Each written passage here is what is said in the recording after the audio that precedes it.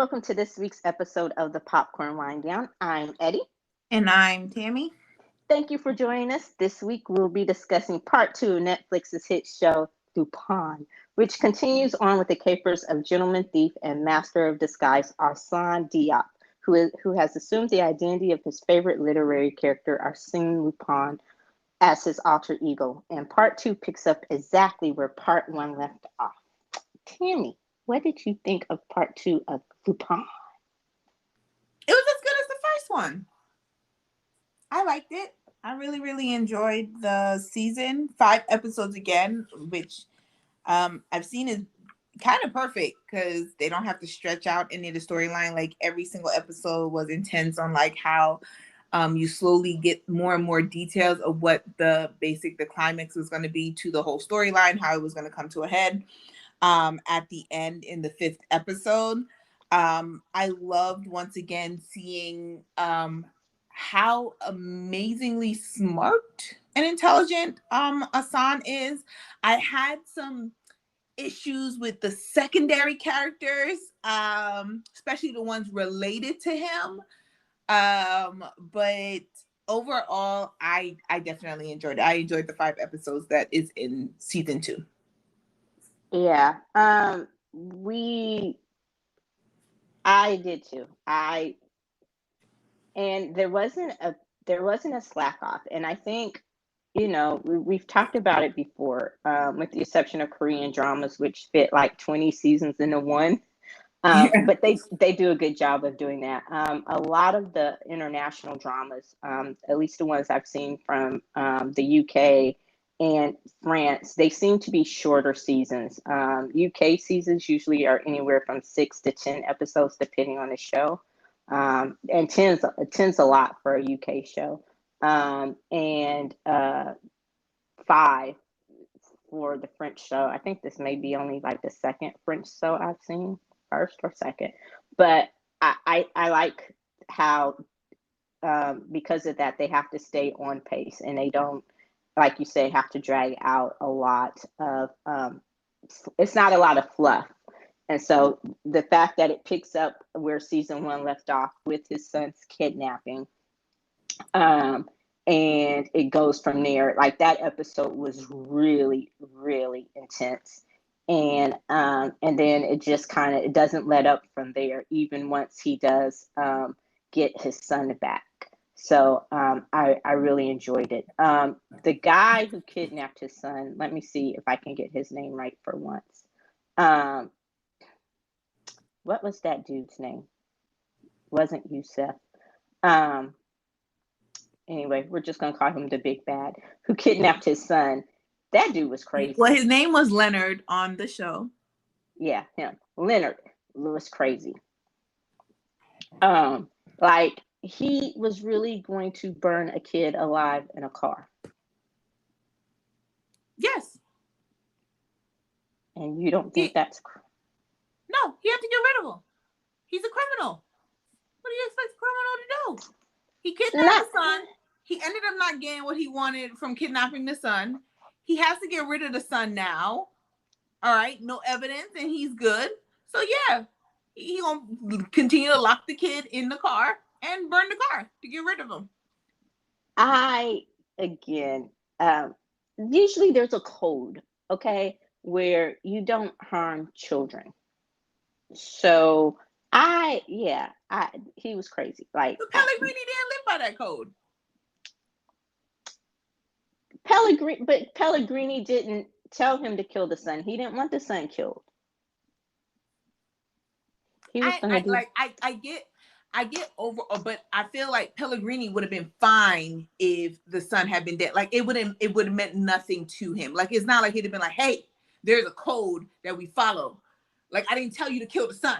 He'd have been like, okay, we're gonna just work with this. Like kind of thing. Like it'd have been no emotions on him finding out that Leonard killed the son, burnt the son alive. Right? They just figure out another way to get to Arsène. But I feel like that's a true criminal though. Like even I feel sometimes that a code is what TV shows us it is. But at the same time, depending on what type of criminal you are, like a gentleman criminal may live by that code, but a hardcore criminal, no. What code? I'm doing what I need to do in order to survive, and if that means killing your kid and burning him in a car, that's what's gonna happen. See, and he would not have been well accepted in the prison yard because children and old people are off limits. That's the criminal code. But yeah, I agree with you about Pellegrini. He just got worse and worse and worse, and he was even more despicable than you thought. Um, and I think I'm not familiar with French actors, but whoever he was, he played his role really well. His real name is Hervé Pierre. Again, I can't tell you what he's acted in France, but he played the role Pellegrini really well, and he made you hate him. To pick up to something that you said earlier, I think we're thinking the same thing. I loved, I had a love hate with the secondary characters, so I'll talk about the one that I loved first. I loved that his friend and his best friend Benjamin had more of a role this season than he had in the first season. And I love that Benjamin was his true ride or die. He may not have always agreed with Hassan or understood what he was doing, but he had his back no matter what. And I love that about him, and I love that we got to see more of their relationship, um, even as they were kids. How Hassan was always getting him in trouble, but still got him out, and then even as adults, like just that trust was there. What did you think about Benjamin, or was he insignificant to you? Oh no, I like Benjamin. I thought he was his true ride or die, like you said. I like the fact that through and through, no matter if he agreed with Hassan or not, Hassan could always depend on him. Plus, he was also a criminal in his own right. He just wasn't as I guess detailed in his criminality as Hassan was, or Yeah, he because didn't have a purpose to his criminality, like to him being a criminal. Like Hassan had a backstory on why he became a criminal, and Benjamin was kind of along for the ride, and he became a criminal as well, just because he was good at it, right? So he just ended up doing it, and it just worked out for him and Hassan. But I liked Benjamin. I think he was probably like my favorite secondary character. mine too. Because Benjamin came from money, didn't he? Yes. Yeah, okay. But he was a master forger. That was what he's good at, was forgeries and stuff like that. So I loved that. And we'll get back to that in just a moment, because that was probably one of my favorite capers of the whole season. Was how they pulled off that missing painting in the museum. But okay, so let's see if we agree on the secondary character that we like the least, especially when you said it was related to him. I hate Claire. I'm just gonna come out and say it. I hate Claire and his son. His son was stupid. His son was an idiot. And I was just like, how are you a son? Like, you must take after your mama. I won't go that far to say his son. His son was, to me, the annoying teenager who had lived probably too sheltered of a life considering who his parents were. Claire, to me, and it was something I think we may have alluded to during the first season. And our first episode, we did talk about this. It was episode 4 of this current season. So for those of you who want to go back and listen to the very first, our first episode about Lupin Part 1. So I'm not sure if we alluded to it during the first part of season.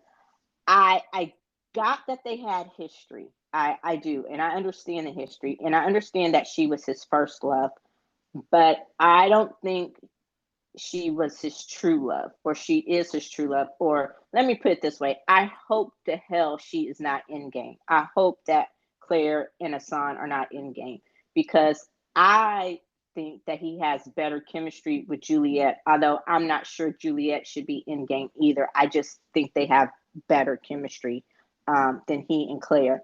And I was willing to give Claire a chance just because I kind of saw where it was going, and I'm like, okay, I'm not going to get overly invested in this. Let me just see if she's as bad as I think she is.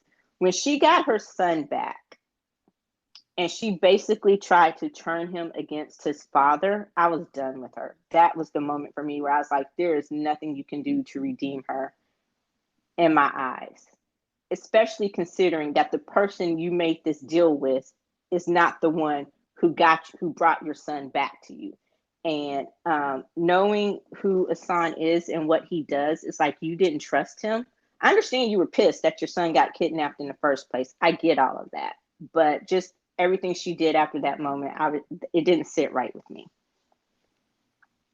So, what about you? I disagree on the whole him and Juliet.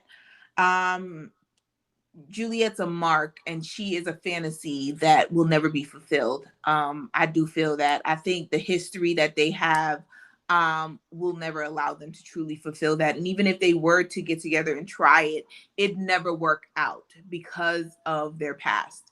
I don't think that we have truly seen the history of him and Claire.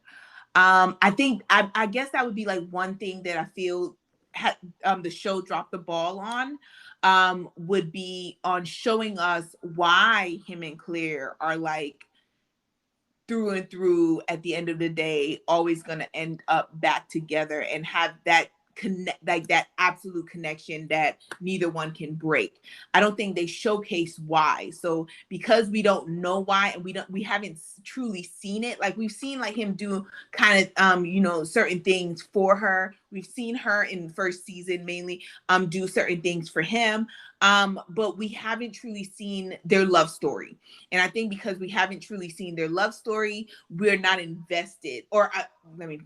I'm not invested in them. But that doesn't mean like I don't see them together. I think that at the end of the day, the whole my son is kidnapped thing, yeah, she was an idiot. And she did betray him. She definitely did. And my whole thing is that you're also a criminal who has gone back on your word multiple times, and you are the reason why her son got kidnapped. So in that moment, even as I'm just like, oh, you stupid for going to Pellegrini, I can also understand her whole mindset of I'm going to do what is necessary because I can't trust you. You're the reason why he got kidnapped. I don't know what's going to happen to him, and I need to do whatever is necessary to get my son back because I can't trust you to get him back because you're the reason why he got kidnapped. So I can understand that mindset of shutting off everything else and just wanting to get her kid back. I don't agree with the decisions that she made, but that's because I know like the other stories that are going on, right? Like I feel that if it was more tunnel vision on just seeing like how she was reacting to her son being kidnapped, it'd be a different story. But because we know like the whole background of Pellegrini and everything like that, we're just like, oh shoot, so you just gonna betray him like that? Like that's what you're gonna do? But I feel like at the end of the day, like he deserved it. He deserved it because he wasn't trustworthy for her. He wasn't trustworthy for her. So I can understand her betraying him. Like I said, I understand. I understand why she did what she did. At the end of the day, that's her kid, and it trumps all else. So I don't begrudge her that. I don't. That's not why. That's not why I dislike her. Like I said that from the beginning. I understand why she did what she did. I understood why she was making a deal with the devil, basically, to get her son back. I understand her anger at Asan because you were right. Ultimately, he is again the reason why her son got kidnapped. But even from what we see, I get it. She is his first love. I get that. And we saw in the beginning, like their story, enough of it at this point, unless they go back and just do unless something happens and they feel like they have to do a whole backstory as to how, is there something else? She was basically his first friend at school. She was his, besides Benjamin, she's always been there. She was one of the first people, again, besides Benjamin, that he told the truth to about Pellegrini. So she knew his history with the Pellegrini. She knew all of that. So again, she knew she was making a deal with the devil. I still just don't see them being in game. I think she's his first love, and I think that history can be a hard tie, especially when you have a child together. That bond can be something to break. And again, I think he and Juliet have better chemistry, but I also don't necessarily believe that Juliet is in game. I agree that I don't necessarily think, I think that they are a good flirtation, a good distraction for each other. They're good buddies, like bed buddies, friends with benefits, but I agree that I don't necessarily think a long-term relationship would work with them. But I just don't see the pull between him and Claire, because at the end of the day, Claire wants something from him that he is not willing, that he can't give her. She wants him to be someone else. She likes the adventure. She likes for him to put on the disguise every now and then, but she wants that stability of a man with a 9-to-5 job, who can also give her the excitement that a son can. And he's never going to have a 9-to-5 job. Like, that's just not him. So I think that for them, their relationship is actually what may be more of the fantasy than him and Juliet. So that's just my thing. But no, I don't like Claire. And his son's just a teenage idiot who's going through teenage crap. But I was really upset when she got him back, and the first thing she did was just down talk his father. That to me was just like, really? Is that necessary? I understand that you're upset, but he did ultimately come through and return your son to you. So we will see. What was your favorite caper of the season? Did you have one? Oh gosh. No. Like, I guess no, not a favorite. Like, I mean, I just liked how detailed each of them were as they showed like the whole background of how like he came up with each of those ideas and how he did what he did. But do I have one that was just like, oh wait, you know what? It's not a caper. But one thing I did like was when you found out that the money guy was actually one of their partners. I like that reveal on finding out that the money guy that was like going to like steal from the foundation for Pellegrini ended up being one of their guys, like one of their partners.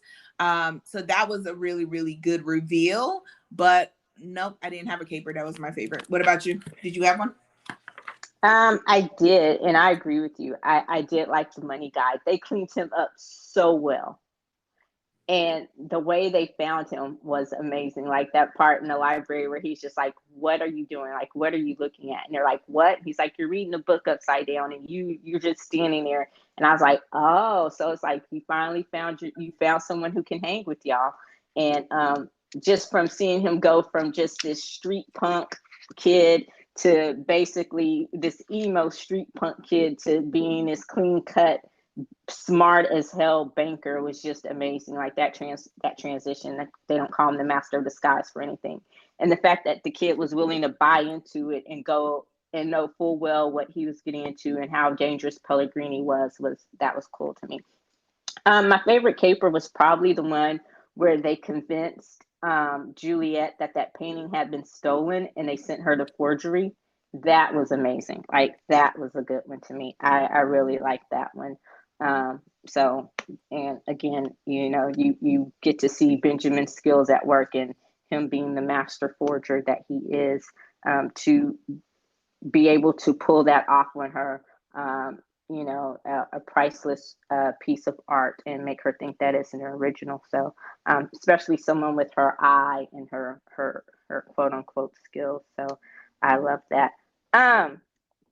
One of the things I also love, speaking about capers and what they do, is I love how they were able to incorporate the book itself. Like, I guess this isn't a true, because in France, like Lupin is basically their version of Sherlock Holmes, except he's a criminal or whatever. He's like one of their most popular literary characters and figures, and there's been so many movies and TV shows about this character or based on this character or this book. And this isn't a true, I guess, remake, but they basically incorporate the book and the stories of the book into the show and kind of make the characters come alive. Like the blonde lady, I guess that was a character in one of the books, and then we find out that the blonde lady, how they incorporated her into the season, or into, I guess what she was in the last 2 episodes. Yeah. The lady that they take this map from her and she's like, return it, and they're like, okay.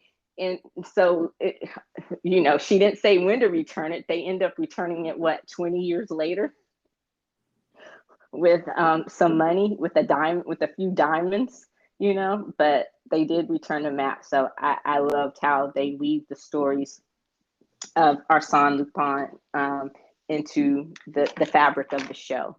So that's really cool. What else did you like about this season, or something you disliked about this season?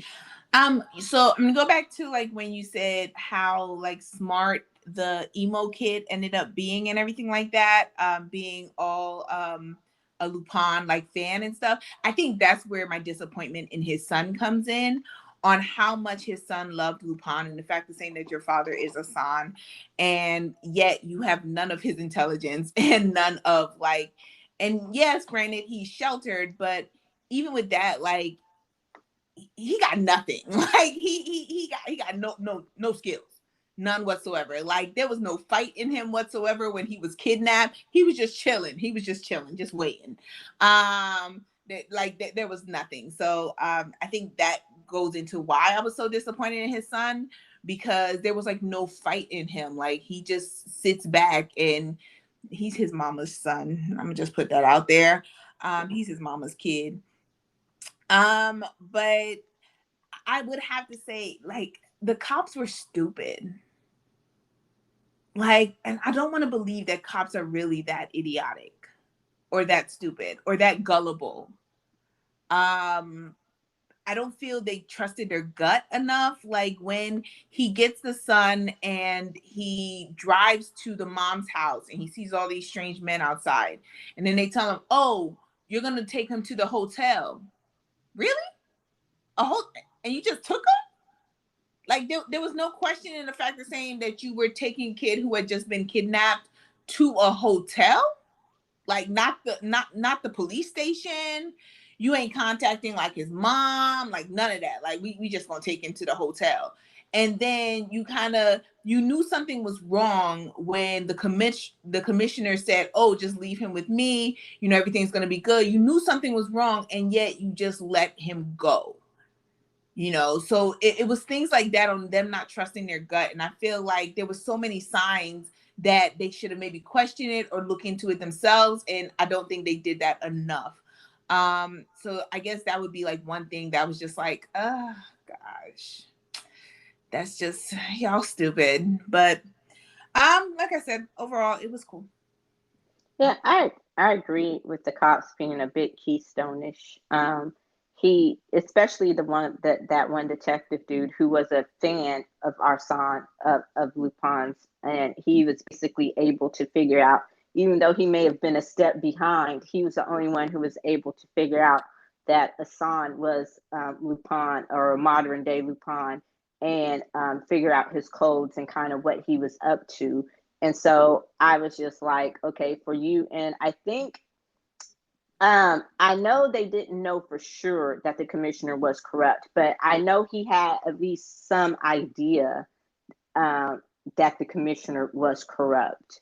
So it's like, okay, that to me was a little suspect too. I'm like, dude, you're really going to like just take this kid? I understand you not wanting to drop him off once you see all those people outside the house and your antenna goes up, but like you said, take him to the police station, call his mom to say, hey, can you meet me? What's going on? I have your son, not to worry. I can take him to a safe house or something. Like there could have been something else. And then his other partners, they were just ridiculous too. So I was just like, yeah, I didn't particularly care for the cops in here. It's like, I understand you're not the cornerstone of the show, but you don't have to be as dumb as you are either. Your job is not to catch the criminal or Lupin, or Lupin, but you don't have to just be. It doesn't have to just be from blatant stupidity that you don't catch him, you know. So I don't know if that's just a carryover from the original books or whatever, but yeah, they could do a little better job um, with the police and how they handle that. Um, and one of the things I was going to say is when his son, his son just became, I'm going to give his son some credit, even though he's not my favorite. His son just became a Lupin fan, I guess during part one when his dad reluctantly introduced him to the books. And remember, he didn't necessarily want to read them. He thought, I don't want to read this. This is going to be stupid. And then once he started reading the first one, he really got into it. So I will give him some credit for that. But you are right. He is his mom's son. So I was like, dude, you haven't hung around your daddy enough, or your dad hasn't taught you enough. He's let you be, he's allowed you to be too sheltered, especially considering he knows what's really out there in the world. So it's like I'm gonna need his son to pick up some street smarts, like something, because Because he ain't got yeah, none. he has none, like some survival skills, something. You know, and I will say that I was glad that her attempts to um, poison his son against him did not work. You know, I think during part one it would have worked because their relationship over the whole 10 episodes, he and his son, it has become stronger because there was a point in part one where he really it they seem to have some friction. So I think if he would have gotten probably kidnapped earlier in the season, especially in part one, then it would have done more to cause distance between him and his father than it did at this point. Um, because who was it? Like, was it one of her boyfriends who came in and he was like, why are you reading that book? And he's like, my dad gave it to me. He kind of defended the book, the series, and his dad and reading the book. And, you know, he didn't want to put it down. So I thought that was kind of cool. But yeah, Junior, I'm going to need you to develop some of your daddy's skills and sense if you're going to keep up with this. Um, so one of the things that we saw an article about was the lack of Black female representation or significant female representation in the show. That is something I noticed, but again, I guess because it was a French series, I just kind of let it go.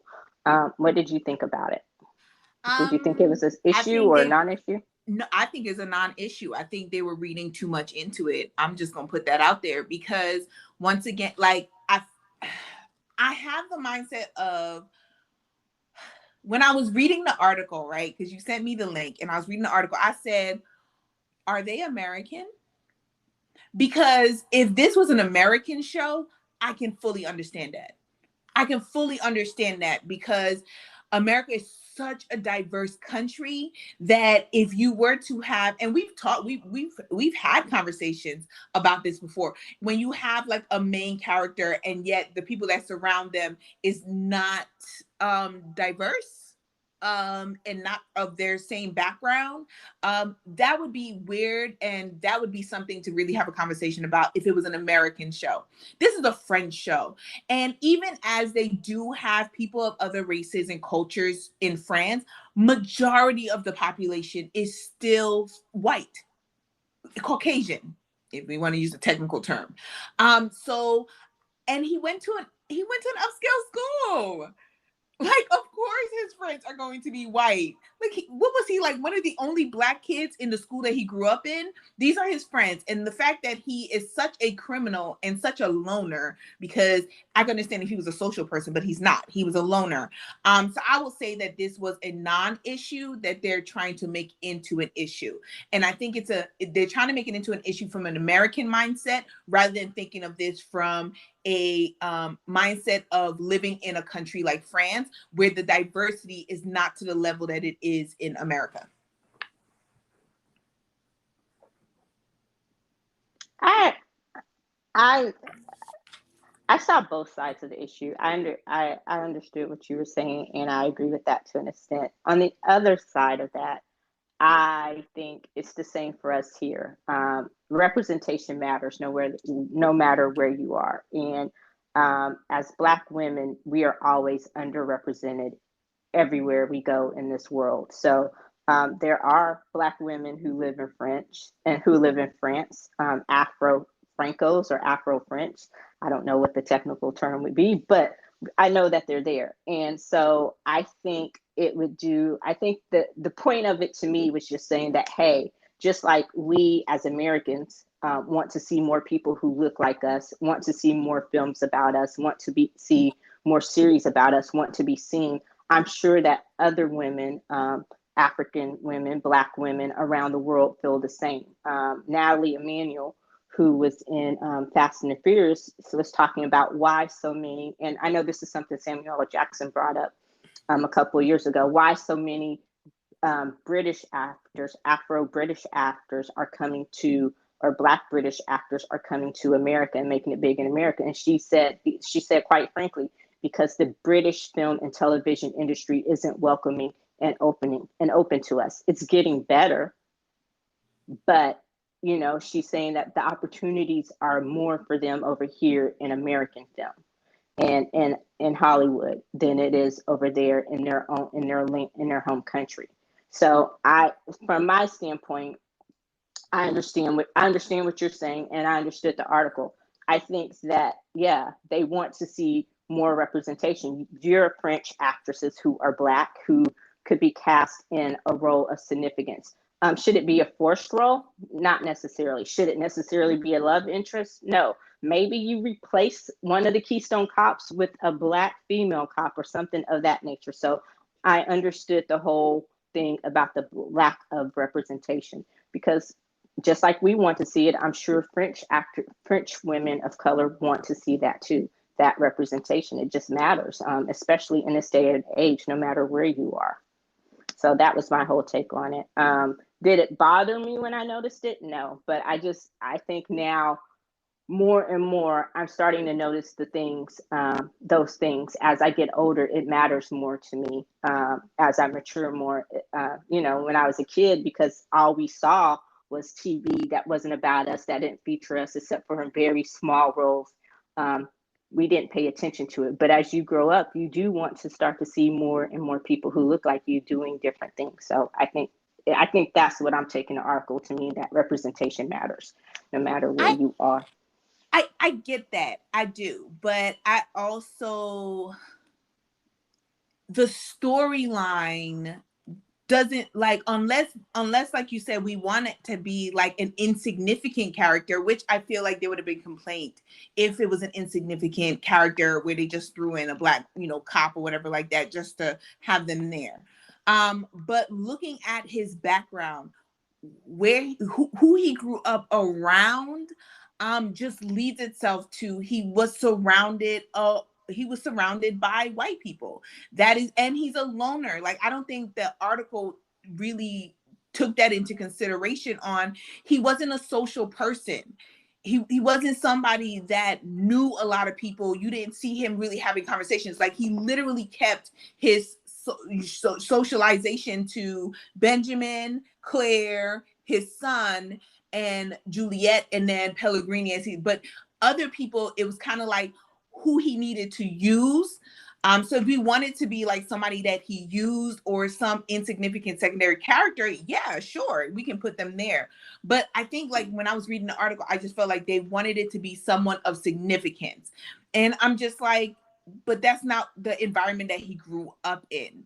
And it is hard because in France, because I watched this other this teen series, and they've had a season where they talk about the lack of representation of Black people and Muslims in that country.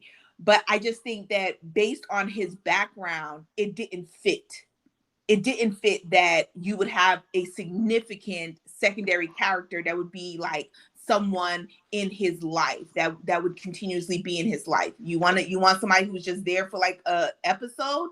You had that. you had someone who was there for an episode. We just didn't see. Like, she was a nobody to us, so we not gonna pay attention to her. But to have somebody of significance, I can understand why not, because it just didn't fit the life that he grew up in. It doesn't. But here's the thing. So, given that and I guess part if I like the fact that they do show some of the backstory. Like I said, I'm good on him and Claire. I've seen enough. She's his first love. I get it. She's the mother of his child. I get it. I don't necessarily need to see anything more about them as kids unless it's something that's just going to make me say change my mind and make me and convince me that they are absolutely in game. Whatever. But even as you grow up, growing up in a similar background as him, in predominantly white middle class neighborhoods or whatever, and as a loner, I still know where to go when I want to be around my people. Like, where to go to find your tribe. When he wants some good French soul food, he knows where to go. So I agree that maybe necessarily because of the storyline of this season, he wouldn't have necessarily run into any characters of significance that necessarily ran in the same circles as the Pellegrinis that could help him. But I think the article was calling it out to maybe something that it should address in the future, that the show should address in the future. Like I said, get rid of one of the Keystone Cops. Promote. You're going to need a new police commissioner. I'm not necessarily saying she could be a Black woman or she should be, but maybe make one of the cops who comes in to hunt him down Black. So no, don't just give a token character for diversity's sake. We don't need an affirmative action hire. Okay. I'm just saying that I think that representation matters. And yeah, they could find a way to tell a story and include another person of color in a significant role, especially a Black woman. And, without her necessarily being the dumb love interest or something like that, or necessarily a mark. Maybe she's the one who cons him. Maybe she's the next big bad. I have no idea. But there's so many ways you can go about telling that story because, like they always like to tell us, we know Black people, they love to put us in the role of criminals, but, you don't necessarily have to cast us as a criminal either. But, just in his capers, I'm sure he can run it into more people of color. So do you have anything else you wanted to add about the show? No, we can rate it. And what is your rating for this second part of Lupin? I am going to rate it a 4.5. I was definitely entertained as much as before. I rated first season as a 4.75, like one of the highest ratings ever. There's only one show that beat it. But I would say a 4.5. I was definitely entertained. I loved the short season because I think that every single episode was significant. Every scene was significant to the next scene. Like everything played a role in getting to the end. So 4.5, great acting. Everybody played their role very well. Asan, phenomenal character. I think he's a great character. So I was entertained just like I was the first season. 4.5 is what I'm going to rate Lupin Part 2. What about you? I agree. I was just as entertained as I was the first season. I think I agreed with you the first part and rated it a 4.75. This one I am going to rate a 4.25. And so I I did enjoy it just as much. There are some issues I had with it, but I mainly Claire, my disdain from Claire. I can't with her. And like I said, unless something major happens, that's one character. I feel like I'm channeling my inner Tammy. That's one character I can do without. That's 2 weeks in a row, Eddie. Yeah, you're rubbing off on me. That's one character I can do without. Next season, though, it looks like it is going to be, spoiler alert, they already announced at the end of the season that it is coming back for part 3. So for part 3, is there anything that you want to see happen that you would like to see happen? I would like to possibly see the progression of his son, maybe start to see him acting a little bit more like his father, or showing the fact that Asan is his father. Another thing is, I need them to get smarter cops. Get rid of the guy who's a huge Lupin fan. I don't find him to be significant at all, even with his knowledge of Lupin. Not significant. I would love for them to keep the emo guy. I did like his character. I like how he played it, how much they cleaned him up, how involved he was. So I like him. Yeah, like, and just I think next season you may not be able to do it completely, but stop with the insignificant clear scenes and maybe give us something that shows us why they're so connected, and why they have been basically in love for so long, and yet they can't work. Just give me something so I can be invested in this if she's gonna stick around, besides just being the mother of his kid. But overall, I'm excited to see like who's gonna be the next big bad. Is Pellegrini gonna come back as the big bad? Is Juliet gonna turn bad? So I'm definitely excited on where they're gonna go from here, because I think the writing is phenomenal, the acting is great, the storylines are just like, it just gets me in every single time. So I'm just excited to see like what else is going to challenge my intelligence, because every time I watch this show I feel like I am not that smart, y'all. Like I'm like, yo, like I really need to sit down and really think about these scenes and all of this stuff that he be coming up with. But yeah, so that's me. Yeah, I agree. His son, I would love to see his son channel his father a little bit more and come up with his own, find his own little tribe of people, not necessarily imitate him, but just show that he has more sense than he has and a little bit more street smarts. Um, like I said, yeah, it's going to take something significant to turn me around on Claire. Like I said, I get it. Y'all don't work, so stop trying to force it. Just have her in there when he goes picks up the kid. Hey, Hassan. Hi, Claire. Bye, and I'm done. I'm good. Like it's just that much. Juliet, I'm kind of over the whole Pellegrini thing, so they don't necessarily have to bring him back unless he escapes jail or whatever. So in saying that, unless they find some legit reason for Juliet to stick around, I'm good. She's also another one where I said I understand their lure, their history, their attraction, but we know that hey, they're good as fuck buddies and not much else. So unless you're calling her for a late night hookup, I'm good on Juliet too. I kind of want to just see it a whole new big bad with a whole new storyline, especially if it's kind of like Sherlock Holmes and it's based on a whole series of books. Like I said, I don't know if Pellegrini is the big bad throughout the whole series and he kind of keeps coming back, but I really want to see where it goes. And if they take the show on the road, because it basically ended with him being on the run, does he stick around Paris, or does he have to go to Italy and get caught up in some Italian capers, for a season or what have you. So I'm really, really interested to see where it goes. Yes, get rid of the Lupin stand cop, unless you're going to turn. And I thought once he realized that they were on common ground and that he wasn't actually, yeah, he's a criminal, but he had a cause here. Like I thought that he would be more helpful and more sympathetic than he was. It's just like he went back. It's like, oh, okay, I figured out this major mystery that no one else in the department figured out, and then he goes back to being an oblivious idiot. So I'm sorry. It's kind of like one thing I didn't mention is the feeling I got of White Collar. Did you ever watch White Collar? Loved it. Yeah.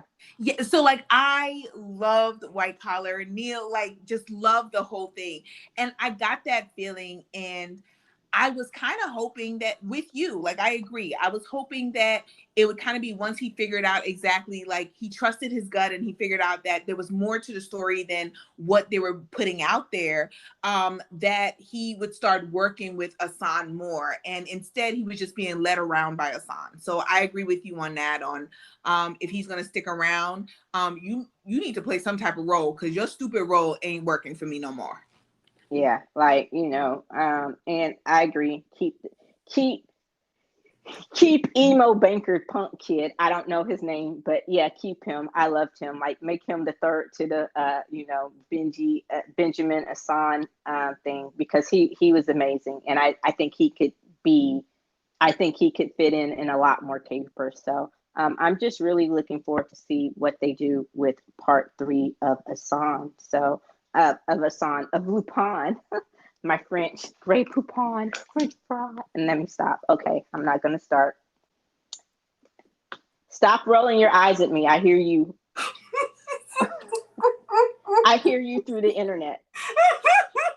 And it's breaking my heart. Like you don't understand. I'm just sitting here letting you be you, Eddie. You don't understand how sensitive I am. Like I am shedding a tear right now. Oh my gosh, y'all. What? You cut me deep. You cut me like a knife of 1,000 wounds. I apologize, Eddie. I can't have people thinking that I'm making you cry. My bad for rolling my eyes through the internet. I'm bleeding out over here. Like Imagine Dragons? Yes. You're radioactive, and it's not like Spider-Man. I'm not going to develop superpowers from your bite. Oh my! I'm so sorry. For some reason, I'm like we're like so like off topic this week. I'm like Rodney Dangerfield. I just want a little respect. R-E-S-P-E-C. My bad. Let me stop. And no, I'm not on that good shit. I wish, but I'm not. I'm so sorry, y'all. I apologize. Let's professional Eddie. My bad. Yes, we are a professional outfit here. And on that note, we have talked about our future expectations for part 3 of Lupin. So that leaves nothing but it's time to say goodbye. We need a goodbye song like Mr. Rogers. I'm gonna Eddie, work on that. You said we need a lot of things. I know. You said we got to talk about it, so I'm just putting it out there. If I put it out there on tape, that means it's gonna happen, y'all. Okay, I'm just manifesting. All right, let me stop. Manifest the ending of this show. All right. I'm ready. And that does it for this week's episode of the Popcorn Wind Down. Please be sure to listen, like, follow, and comment on Apple Podcasts, Google Podcasts, or I noticed I said or you can do all 3, Spotify podcasts. And you can also keep up to date on the latest in entertainment and pop culture news daily at the Daily Wind Down at the popcornwinddown.com. Excuse me. I'm being professional here. That's it. That's the plug. Pop, pop, pop. See, even more professional would be my sound effect. Our anniversary is coming up. Tammy's going to get me one, she promised. And thank you as always. And be sure to join us next week when we discuss F9, the Fast Saga. I cannot wait. That is going to be so much fun. And until next time, I'm Eddie. And I'm Tammy. Bye. Peace.